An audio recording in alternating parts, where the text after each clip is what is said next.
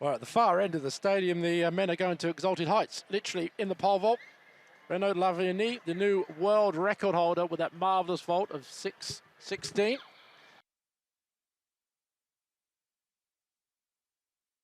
It's getting pretty serious now.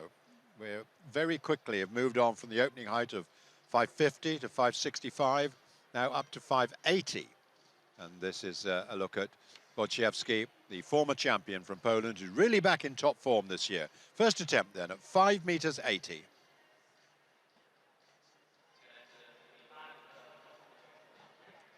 Great clearance there. They'll be happy with that. There's the coach. They've got their coaches literally almost within shouting distance of the pole vault, so they'll be pleased with that performance.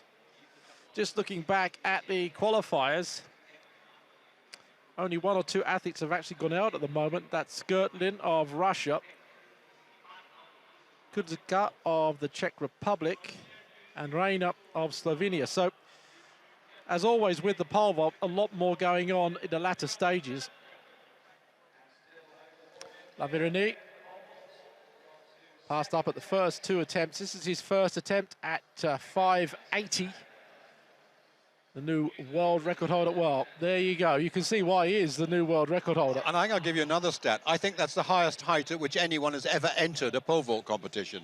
Bubka usually used to come in at 570. Lavigny usually comes in at 570. Couldn't do that this time. They didn't vault at that height. No. Coming in at 580, that shows the reigning champion, just how good he is. The Holt step came in, Peter, as you pointed out, at 565. So the reigning champion didn't take any chances. He came in at 565. Yeah.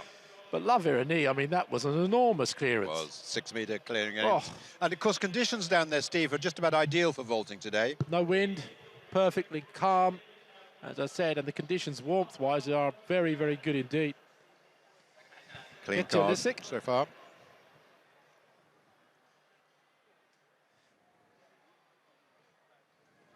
Very determined approach. Here we go.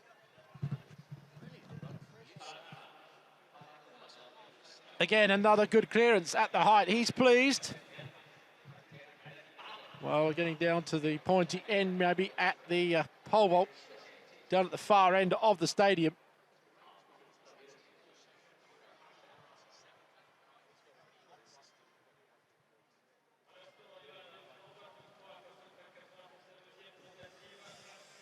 Not as high and as handsome as Lavigny, but it doesn't really matter, does it really? That was a good performance from him, getting close to his season's best of 582. Getting up now to the possible medal height, really.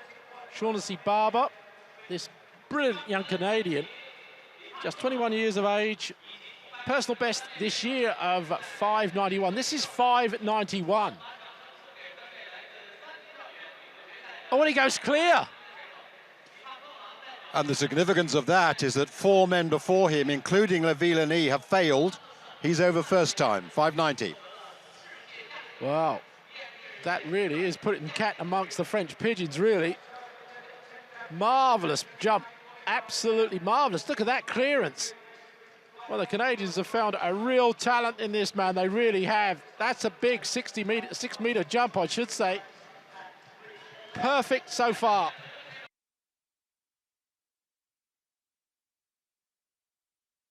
Now there's the former champion, Wojciechowski, set third attempt at 590. This could be a big vault for this man coming in.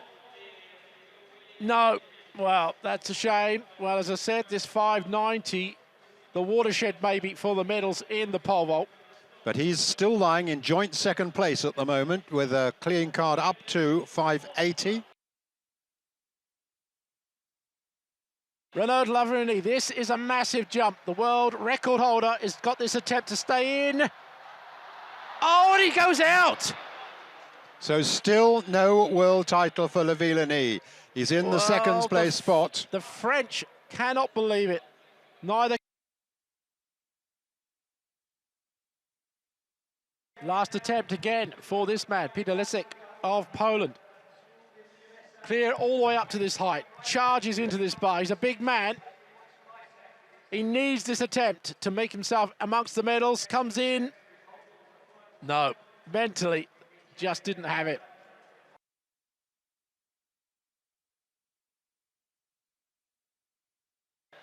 Now then, the pole vault, Rafael Holzstepper with his third attempt. Now the situation is that he's out of the medals unless he were to clear this height, because at the moment Barber's gone clear and we've got three men tying for the silver at 590. Well, if he goes clear at this height, Peter, it pushes Laverini down to the bronze medal. That's the important factor, I think. And he does. Wow. The defending champion is still in the mix. The Germans love it. And so does he. And he deserved it, really. That was a pressure vault, if ever there was one. Just two men now in contention for the gold. Barber and Holzstepper. The Canadian and the German will have to go to 6 meters to decide. Well, if they fail at that, it will be Barber that gets it. But Holzstepper has really excelled himself here with that vault. And as I said, moving Laverini, the outright favourite, now down to the bronze medal. Oh, what a great final that's going to be. And what a great final this pole vault's turned out to be. We're getting now to the exalted heights, I say, of 6 meters. No, well. So that's two failures. Two failures, each. as I said. Oh, yep. No, it's two failures for Barber, one for... No, that's his third attempt. That's his final attempt. They each had two failures, but Barber is out. But he's in the gold medal position, of course. Both he and Holzstepper trying to go into new territory. Neither have cleared 6 meters before. Oh, that's a shame. Great competition so far. And he's still in the gold medal position, though, if Holzstepper doesn't do this last attempt at this height. Because that's his clean card all the way up to 590 and then failing at 6, whereas Holzstepper has had 3 failures in the competition. But this, his chance to retain his title. Wow. But he needs to add 6 centimetres to his personal best. I was going to say, it's a big ask. He's coming in at 6:05. Don't know what that is all about, but no, that's not. That's a misread of the card. He is still coming in at the 6 meters. Yep.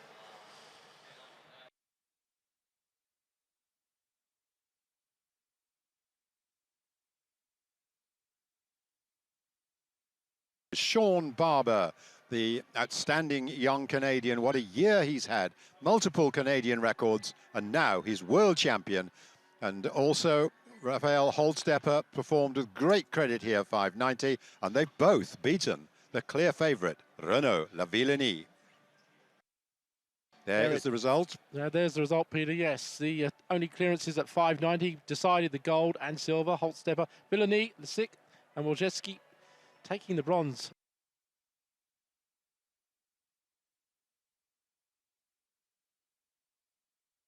And now we come to the first track action of the day. It's the 400-metre hurdles for women, the semi-finals, 3 of them. They all got to go out hard, and that's the cast list for the first of them.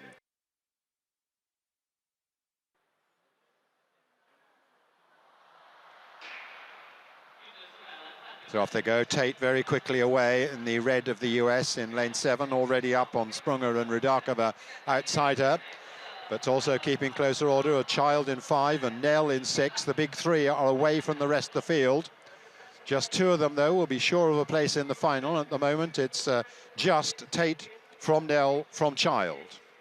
The Child making ground now, up on Nell on her outside. So as they come round the bend, it's still... see who rises first here. Childs, I think, just ahead of Tate.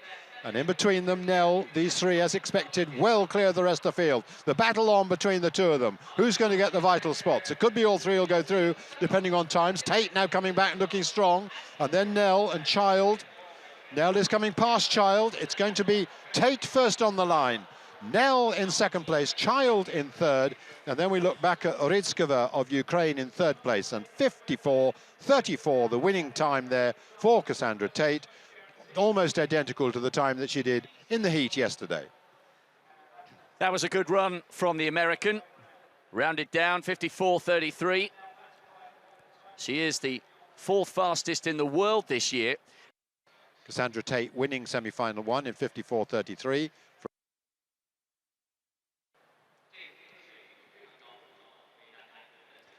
We turn our attention to the 2nd semi-final in the women's 400-metre hurdles. The fastest athlete in the world this year, Shamir Little, the 20-year-old American, goes on the inside in 2. So Little in 2, Khalees Spencer, outsider in 4, and Peterson in 6. And Spencer's gone out fairly hard. She's just begun to close down on Rasulova, outsider. Spencer leading at the moment. She is a class act, and it's great to see her back to form. She's almost caught up with Peterson. Coming through the stagger. Little has managed to come past Watson, but she's got a little bit to do here to get back into contention. Now the Americans starting to make inroads, and Peterson coming back towards the Jamaican. So it's Khalees Spencer from Peterson. Now Shamir Little trying to come through on the inside. These three with a clear margin over the rest. Spencer's getting tired. She started very, very quickly. Peterson from Spencer and Little, the 3 names we expected, came across the line in 1, 2 and 3. And that means that Shamir Little, the fastest woman in the world this year, will have to wait to see if she goes through as a fastest loser.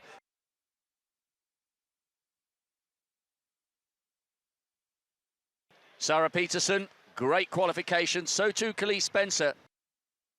Okay, so now we come to the last of the semi-finals for the 400 metres women, and this has got the main favourite in it, Zuzana Hajnova of the Czech Republic. She goes in lane 6.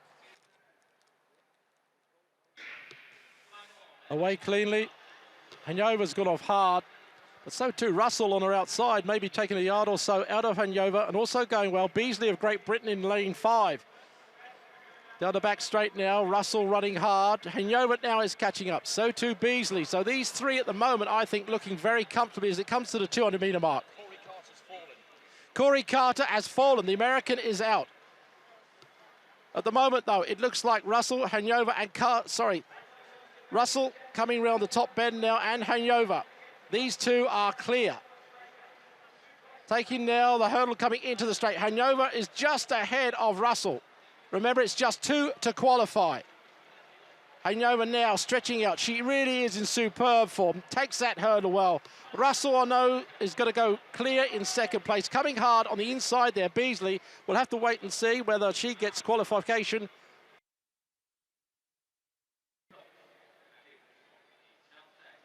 Well, this was the finish of the 3rd heat of the 400-metre hurdles. And there it is, Hajnova's time, 54.24. Russell just behind her to qualify, 54.78, season's best as well. Megan Beasley in 3rd place, unfortunately, did not qualify as one of the fastest losers.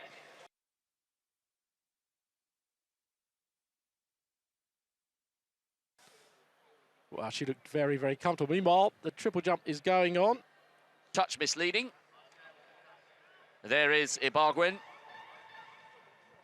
She'll be introduced 5th. The Colombian aiming for a 29th consecutive victory. Cracking night of athletics. And the field as well. Then to the 5th best jumper in the world this year, Hannah Minenko from Israel. The world champion, the Olympic silver medalist. Unbeaten since the Olympic final. 28 wins on a bounce. Katarina Ibargüen. And here's the Olympic champion, Olga Rypakova, the 8th best jumper in history. World indoor champion back in 2010. Hannah Minenko, a no jump in the 1st round.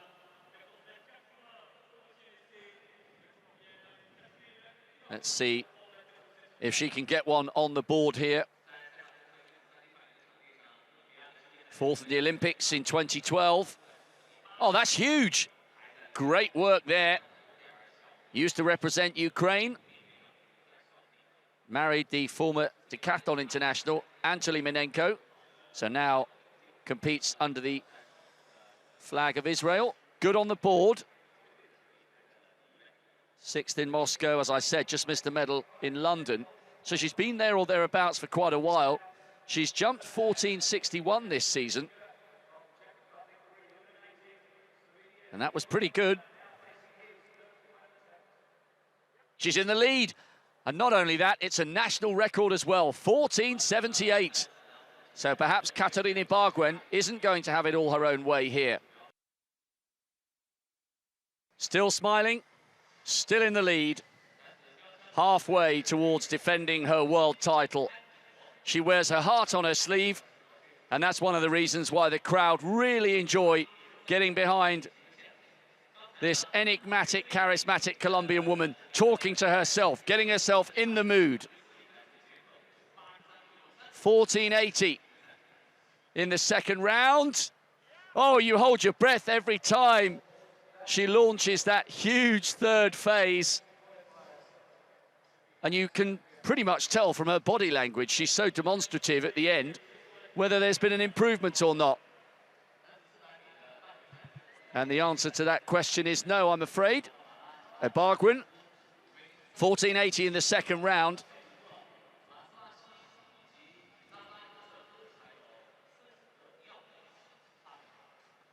It did look good, though. She was still shaking her head at the end as if there was more to come. She has gone over 15 metres this year.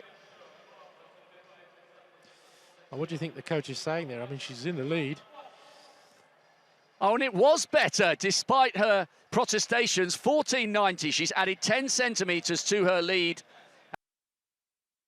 So, Rapakova, the Olympic champion, can she give herself an opportunity here to get on the podium? Oh, yes! So many times this woman from Kazakhstan leaves it late, and she's done the same again. Wow. Absolutely spot on the board. We're into the last round now, and the class has risen to the top. She's a really gutsy competitor. Silver medalist in Daegu. Has she given herself a chance here? 14.77, a season's best. She moves into bronze medal position.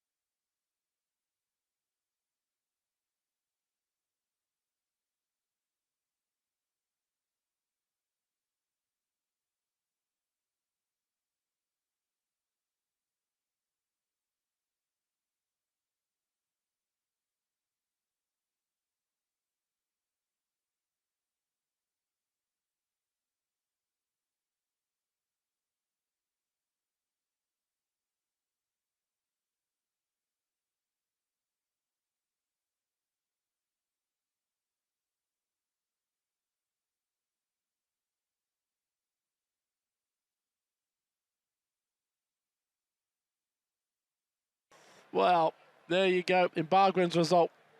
Perfect. Katerina Ibargüen defends her world title in style. A national record for Minenko in second, and Rapakova always leaving it late, doing brilliantly to come through for the bronze.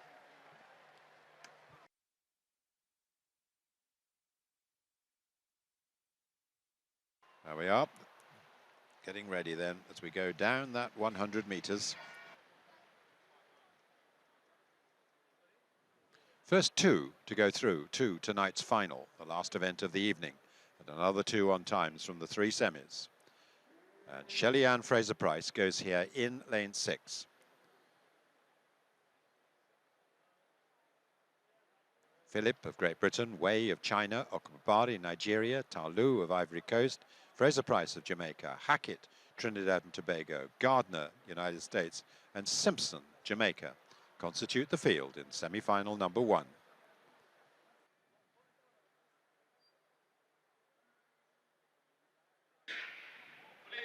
Well, Fraser-Pryce is away.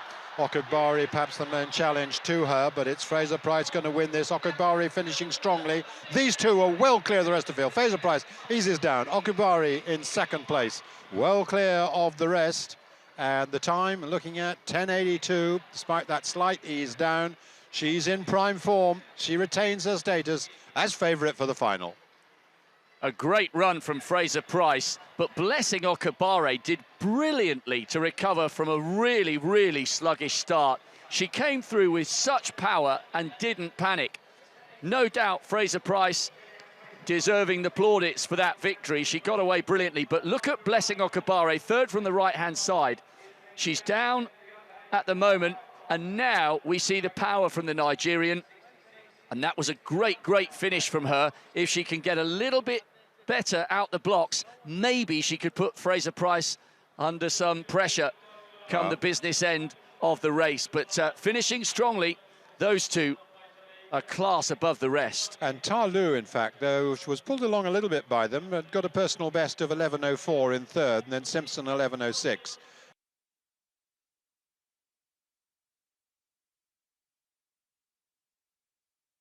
.82 her time, Okubari 10:89. Little breeze behind, 0.5, and Talu 11:04, Simpson 11:06 were next. Second semi-final of the women's 100 metres. Tori Bowie of the United States qualifying in 10:88. She looked brilliant in the heats yesterday. Favourite in this semi-final. She's been producing sub-11 second performances all the way through the season. Can she do it now when it matters most? There's Baptiste in 7, third from the left-hand side. Second semi-final, women's 100 metres.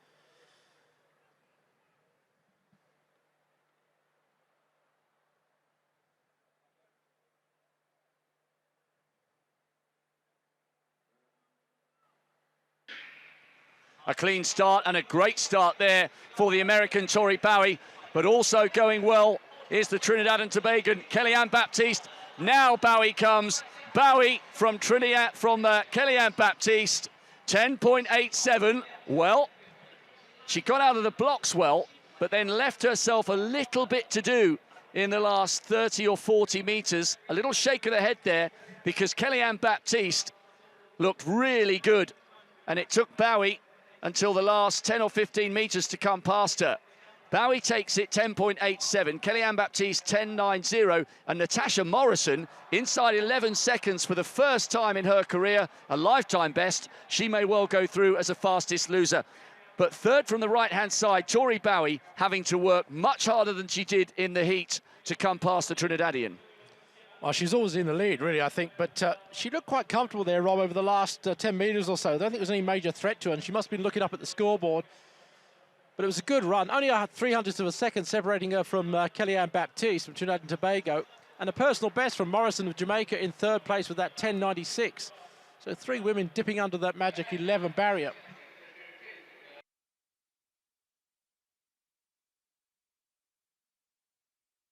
Tori Bowie taking it 10.87. Kellyanne Baptiste coming through strongly. And Morrison, a lifetime best. That may well be good enough for a place in the final. Again, the third and final semi-final of the women's 100 metres. There's the lineup. So they go down to their blocks. Todd, United States. Akapribo of Norway. Campbell Brown, Jamaica. Shippers, Netherlands. Lalova, Bulgaria. Aye, Trinidad and Tobago. Horn, South Africa. Ahure, Ivory Coast.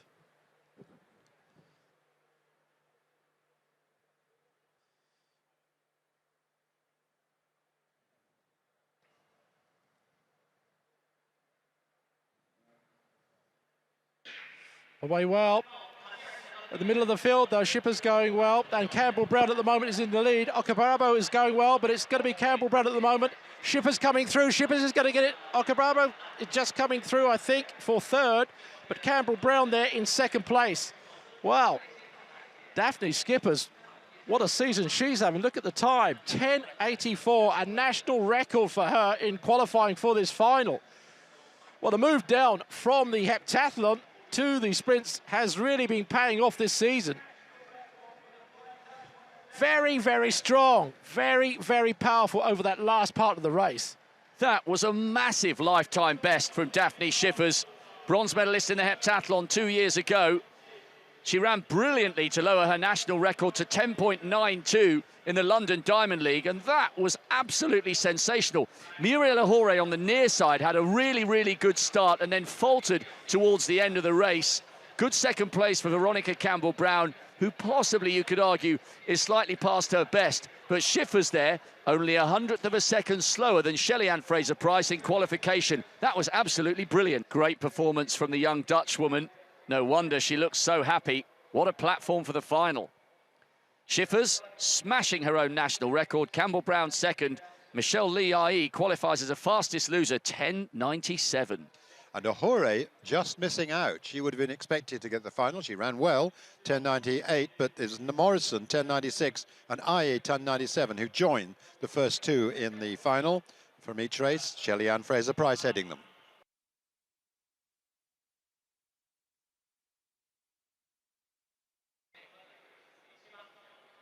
So the 400 meters for men, the semi-finals.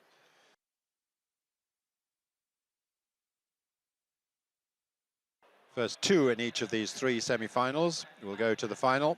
And as usual, when we have three semis, the next two on times as well. So here we go. Chris Brown, Peter Matthews, Rennie Kwao, David Verberg, Lugalin Santos, Kirani James, Kevin Borley, and Vernon Norwood. It's the lineup for the first of them.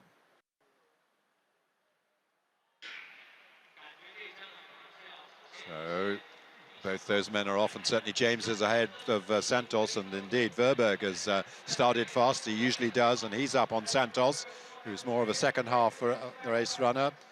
Chris Brown on the inside there, good to see him again, but it's Kirani James in lane 7, David Verberg in lane 5.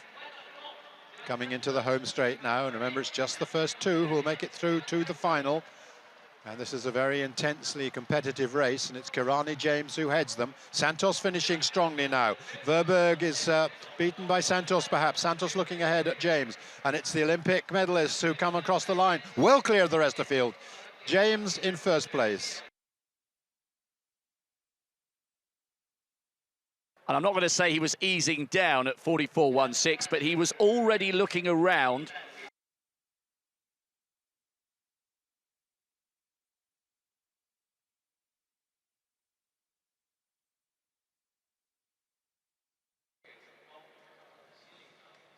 Kirani James won semi-final one in 44.16 from Lugalin Santos. National record for the Dominican Republic of 44.26. Verberg 44.71. Borley 44.74, following them home.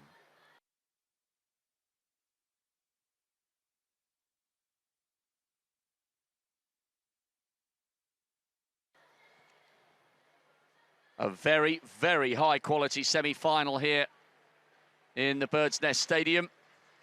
Two men in this semi who ran 43.93 in the heat. So perhaps our eyes drawn to the middle lanes, the likes of McDonald and Gardner. And then Al Masri. Makwala's gone fast on the outside. You'd expect that. He's running blind. Good performance here so far from McDonald. Lalonde Gordon closing down on Rabah Youssef on his outside.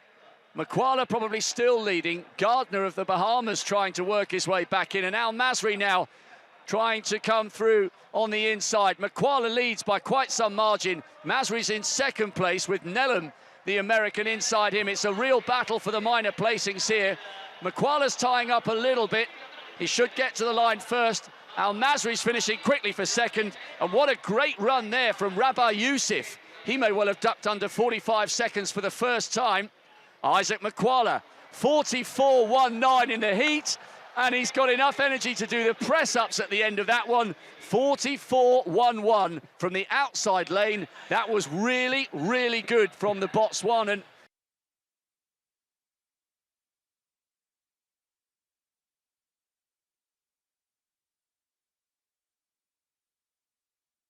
Makwala, 44.11.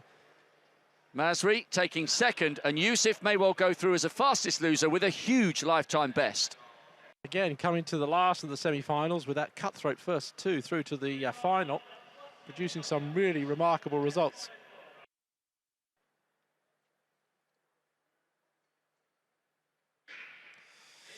Away they go. And Sean Merritt's gone off hard, but so too Van Niekerk on his outside in the green there, storming round the back straight. Matteo of the Bahamas running well in lane 3. But at the moment, it looks as if Van Niekerk is just being caught up now by Merritt as they come to that 200-metre mark. Going well also, as I said before, Matteo on the inside of the Bahamas. Not much to choose from them really as they come off the bend. Coming round now, and it looks as if Van Niekerk is just ahead of Merritt coming into the straight. Van Niekerk holding his own, though, at the moment. The Sean Merritt is coming hard. On his inside, Centennial. It looks like it's going to be these three coming through. Van Niekerk looking over his shoulder at Merritt in second place. And Centennial, the 1, 2, 3 that we picked before the race, are the 1, 2, 3 in the end. The winning time, 44.31.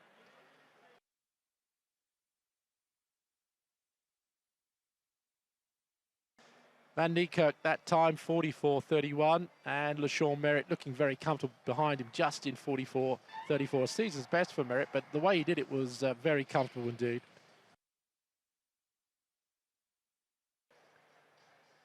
There's the result of that semi-finals. McLeod doing so well with the best time of 44.11. So no.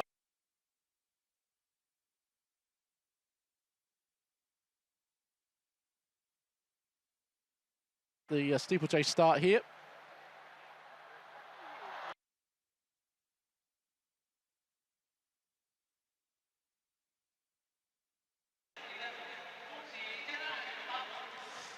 Well, there's the start of the start list. Kipruto, Berech and Kemboy. As I said, Ezekiel Kemboy, 3 times the world champion at this event, twice the Olympic champion. Everybody thought that he wasn't going to be in shape. He was 4th at their trials, but he got the wild card, obviously, and he's come here and demonstrated in the heats that he is a real threat to everybody.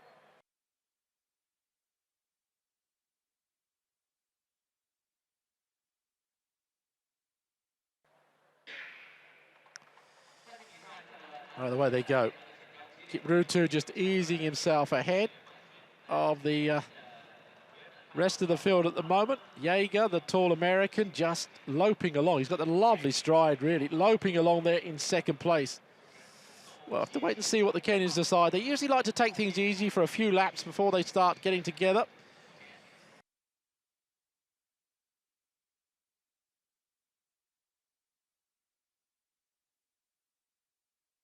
This is a race where they know they have to respect what Evan Jaeger can do, because if he hadn't fallen at the final barrier, he would be the fastest athlete in the world this year. He had Jairus Birech, the world leader this year, in all sorts of trouble in Paris in the Diamond League, and they know they can't allow him to express himself like that in the last 2 laps. He's a genuine danger to them. He's a danger, but he's on his own, in a sense that, you know, there isn't anybody that can help him really, although the other American in this race could be there. But there are 4 Kenyans here in this race, and that really could be a team effort, but I can sometimes think that Ezekiel Kemboy does not run as a team man.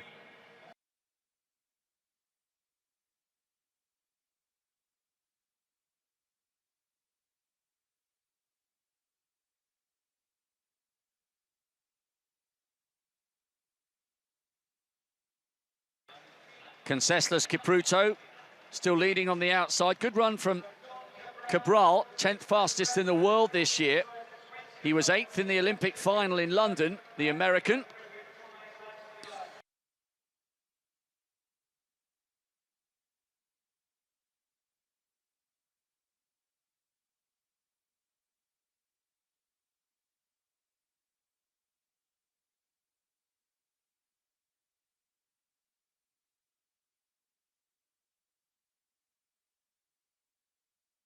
Four laps to go, they've been told to move it on, and that's exactly what they're doing. Berech has shot to the front and really put a real surge on here. Now we're going to find out how much stamina he's got in his legs, and also how much he really, really wants this, because the other 3 Kenyans would love to wrestle this title away from him. Well, Amare, the Ethiopian, is in that mix, but he's struggling over each barrier, and it's stopping Ezekiel Kemboi really from coming through. Amare now going hard at this water jump. Takes it well and moves ahead of the rest of the Kenyans.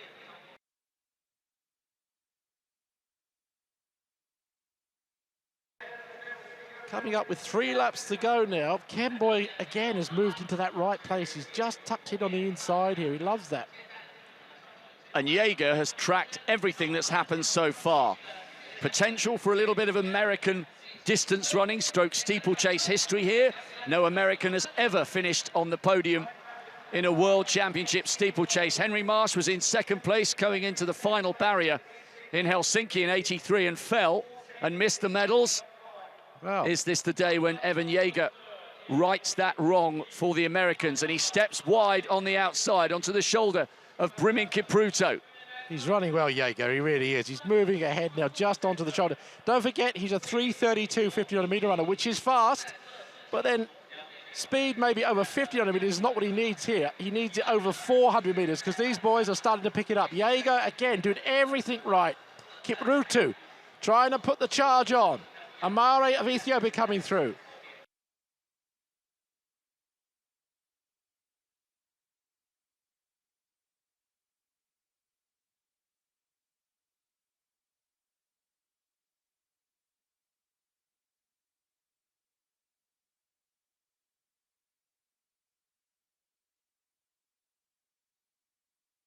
Jaeger still looking very good. He's in the right place at the right time here with about 500 metres to go. Takes that water jump well. Kipruto will not let him pass, though. He just keeps accelerating it every so much. Ezekiel Kemboi on the inside there, now trying to get out of that box position. They hit the bell in this thoroughly absorbing men's 3,000 metre steeplechase. Conseslus Kipruto leads on the inside. Evan Jaeger on his shoulder. Ezekiel Kemboi boxed in, and still no move from the fastest man in the world this year, Jairus Birech, who now hits the front down the back straight. This is where we find out what the Americans got. And look at the acceleration from Ezekiel Kemboi. He's running like a wild man. He's pulling away from the rest of the field. Well, this is 400 metre pace here at the moment. Has he done enough, though? Because chasing him hard, look at this coming into the water jump. Ezekiel Kemboi is going to do it. He clears it by about 10 metres or so. Chasing hard, though. Kipruto. Kemboi and Kipruto now. Kemboi and Kipruto. Kipruto is closing on this last, but stutters, and that gives Kemboi the chance. And the world champion comes back again for another world championship. Kipruto is in second place. Wow, what a race there. Birech, I think, gets third. But the Kenyans over that last lap just went absolutely ballistic, leaving Jaeger far behind. I cannot believe the acceleration we just witnessed from Ezekiel Kemboi. Brimin Kipruto came through for third. We have just witnessed a man cementing his status as the greatest steeplechaser in history. Well, what a climax to the steeplechase. Kemboi is the world champion again. Kipruto second, Brimin Kipruto third. Birech run out of it on the line.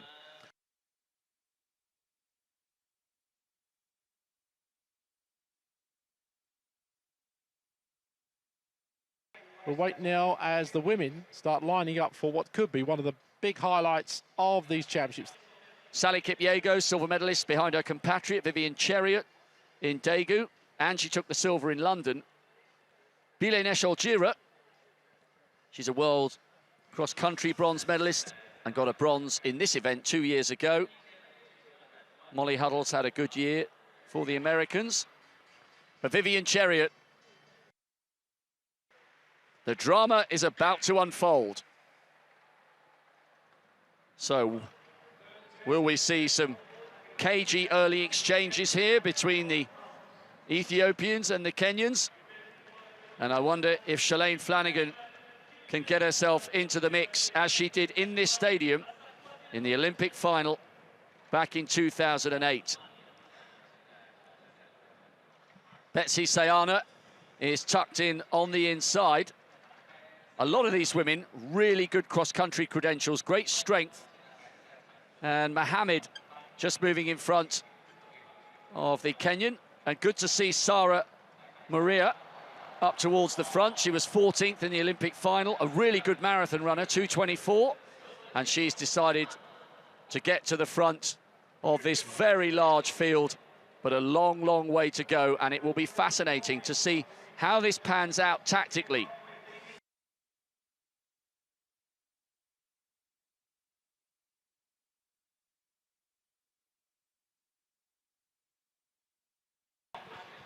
Meanwhile, Takashima has decided to take things on in the early stages, as the Japanese distance runners so often do. 3:13 at 1,000 meters, so they're pretty much bang on just 32:10 pace. Well, the rhythm is good, but it's not going to do too much damage early on, though they are stringing out Indian file. They're trying to conserve as much energy as possible. They string out like that because they don't want any further around the bends. They don't string out because the pace is fast.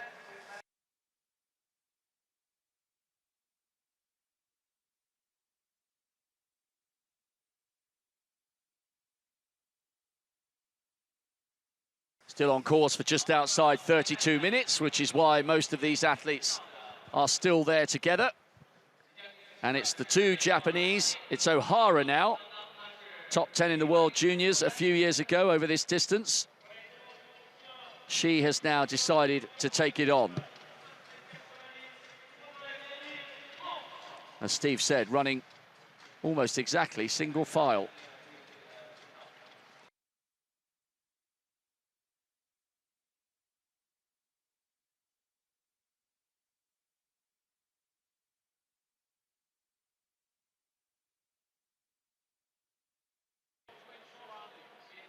Japanese swapping lead. Takashima taking her turn at the front now, relieving O'Hara. Huddle and Flanagan still there. Anna Dolce Felix, European champion in 2010. She's now onto the shoulder of Takashima. And for the first time now, we see the Kenyans flexing their might at the front of the field, and look how quickly the Ethiopians are responding.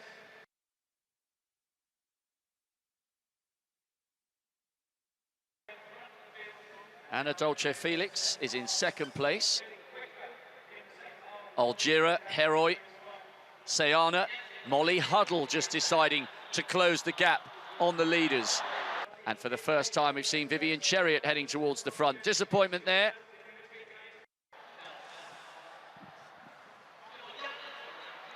Bile Nesh-Algira has gone to the front. It was the first time we saw Vivian Chariot poking her nose out the front of the field. And what a great run from Molly Huddle. She front ran a very memorable 5,000 metres at the London Diamond League, and it took none other than Mercy Chirono to beat her. Heroi, the Ethiopian who's tucked in third place, just talking to Bile Nesh-Algira, her compatriot, saying, listen, you need to pick it up here. I'm tripping on your heels. So Algira leads. Huddle right alongside her in second place. And what a great positive run this is by the American Molly Huddle, deciding she wants to get right in amongst this race that's for so long been dominated by the East Africans. Still pretty slow, but 74, an increase in pace. Flanagan. Well, Flanagan came through on the inside there. She's boxed, but she looks very strong. If she can get out, I think she's in with a chance of a medal. Molly Huddle leads, taking it to the Ethiopians and to the Kenyans. A great run. Galetta Burka's in second place, Chariot's third. The big women are queuing up for a massive finish here. Burka leads then. It's the first time we've seen her in front, the world indoor champion over 1,500 metres. And look at Vivian Chariot coming on the outside. The two biggest names from the two biggest distance running nations. Vivian Chariot has hit the front, but has she gone too early? Can she hang on? Galetta Burka trying to come on the outside. This is a brilliant finish. It's been a tactical race. Who wants it the most? Who's got the acceleration? Who's got the belief? Vivian Chariot gets 1 metre. There's a look of Consternation on the face of Galeta Burka. Burka settles for second. Chariot defends the title, and really close between the two Americans on the line for the bronze. Great running there from Infeld and Molly Huddle. It's a photo for third from the Americans. Well, they played into her hands. What a story for the bronze. Absolutely incredible that Infeld came through. Vivian Chariot is once again the world champion over 10,000 metres. A great silver for Galeta Burka, and Emily Infeld breaking the heart of her compatriot, but taking the bronze medal in the process.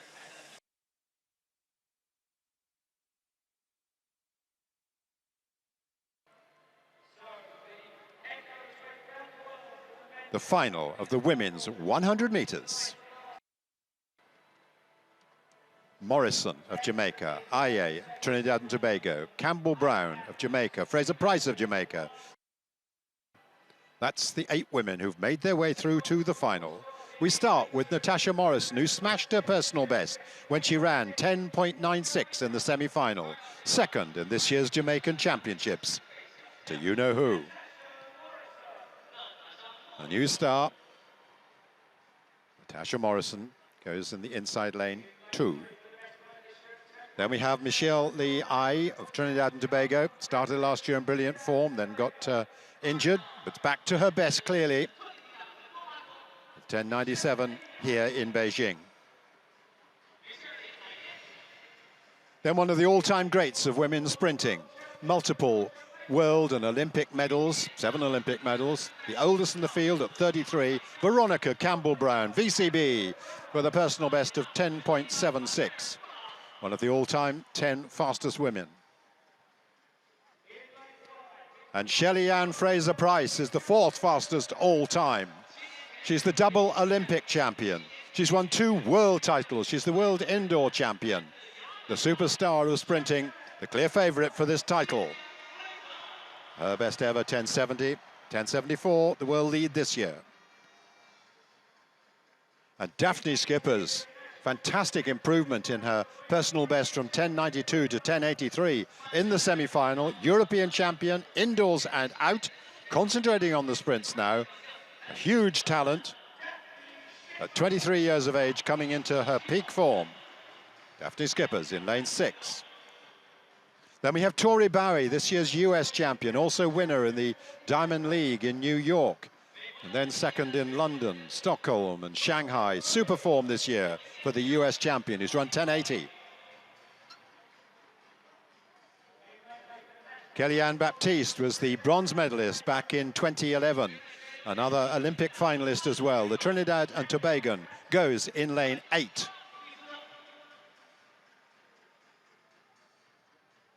And in lane 9, the double Commonwealth champion from Nigeria, Blessing Okugbari, 5th and 6th in the last 2 editions of these World Championships.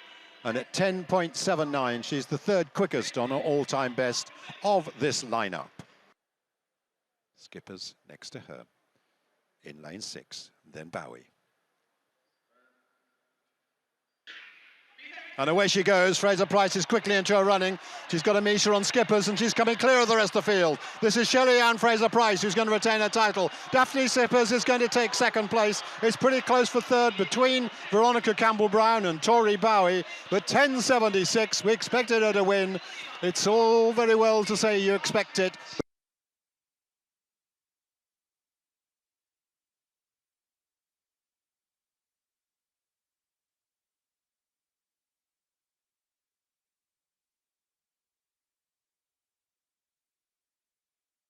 Fraser-Pryce, though, you can't beat this woman technically. She gets out of the block so fast, gaining a metre or so on everybody else. And the pressure is on right from the word go, literally. Schippers lost about a metre or so, lost another metre in the first 30. She was 2 metres behind this woman and then closed so much over the last part of the race. She really was coming hard. And as Peter said, her best distance, the 200 metres, subject to watch later in the programme. It was absolutely brilliant from the Dutch woman, who's taken 11 hundredths off her lifetime best. Shelly-Ann Fraser-Pryce, though, fourth from the right-hand side. A fantastic start, as she always gets, as we know she gets. But look at how much distance the Dutchwoman took out of the Jamaican in the closing stages. A brilliant finish for silver. And Tori Bowie, a great end to her season, 10.86, a deserved bronze medalist. Well, Shippers didn't get a great start. She is very tall. And I think, in effect, she was a little bit slow getting out of the blocks. Not a great start. And she lost about 2 or so meters, as I said before, on Fraser-Pryce. But closing her down over that last 10 meters, watch here. Every stride, she is pulling her back inch by inch. And in the end, just less than half a meter or so.